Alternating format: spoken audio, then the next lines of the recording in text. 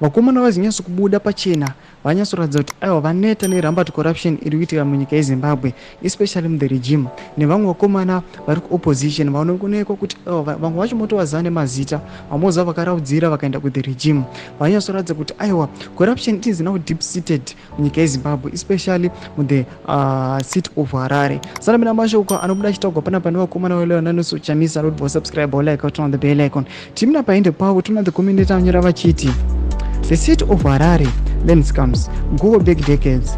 Both ZANU-PF and opposition were and are involved.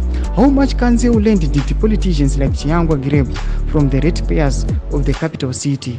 City of Harare has been and is a massive infestation of lead and general corruption.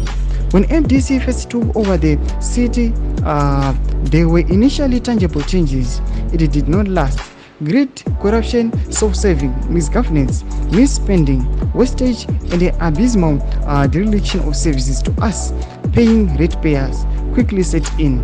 Thomas Kwaruda panapa achitsanangura aizama kuexpressa masvike kuti aiwa yes tokona tiri kuda change but kuna kuti ma-individuals munyika yeZimbabwe vanhu vari kuratidza kuti aiwa vari corrupt. So long munhu angopinda muthe system aiwa anobva atanga kutongoenjoya achafunge kuti munhu aiadvocate for change. Ani achitaura masvike kuti this rampant corruption yakatanga nevakomana vethe regime, but unoona kune mamwe ma-individuals vamoziva kuti aiwa pakambopinda MDC mugovernment takaona kuti aiwa pakaitika massive change yavapo but takaona zvakazongodeclina. Ataura masvike achiti aiwa corruption irimo muthe city of Harare yakutochida kutoti aiwa motocleansiwa yese kana vanhu ivo vachibviswa zvitori nani paiswe vanhu vanyowani. Bvutidza mafungiro enyu moti kudii pamusoro pemaadvocatero mashoko ari kubuda achitaura panapa. Aiwa tiudzei mafungiro enyu pita comment section medu, musano subscribe like turn on the bell icon.